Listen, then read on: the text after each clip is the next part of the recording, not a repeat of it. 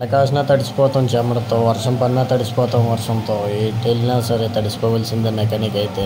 Tata bus vacuum ఎక్కితే night call చేశారు. Night వెళ్ళి చెక్ చేస్తే ఇది నైట్ అవుతుంది, మార్నింగ్ అయితే వచ్చాను. ఇప్పుడైతే చూడండి దీనికి చెక్ చేస్తే ఏ డ్రైవర్ వాళ్ళు అయితే డైరెక్ట్ అయిపోయింది. ఇప్పుడైతే ఈ అసెంబ్లీ మొత్తం ఓపెన్ చేసి వెనకాపల్లి రిపేర్కి అయితే పట్టుకెళ్ళాలి. ఇక్కడైతే వర్షం పడుతుంది నాన్ స్టాప్గా.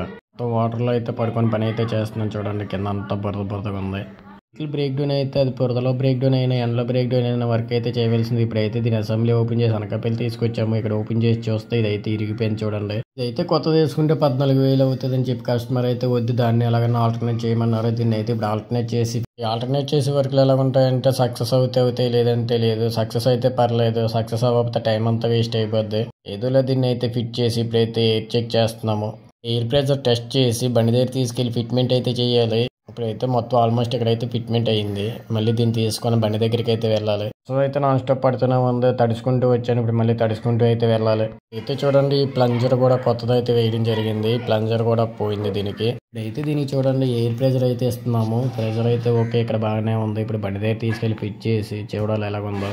ఇప్పుడైతే ఇంకా వర్షం ఎక్కువైపోయి మొత్తం వాటర్ అయితే వస్తుంది బండి కిందకి.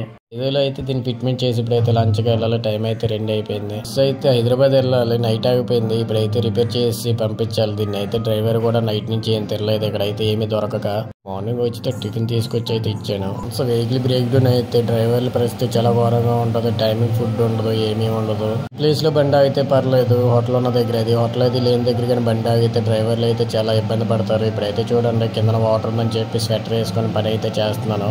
ఏదైనా వర్క్ అయితే ఫినిష్ చేసి బండి స్టార్ట్ చేసి చెక్ చేస్తే ప్రాబ్లం అయితే సాల్వ్ అయింది.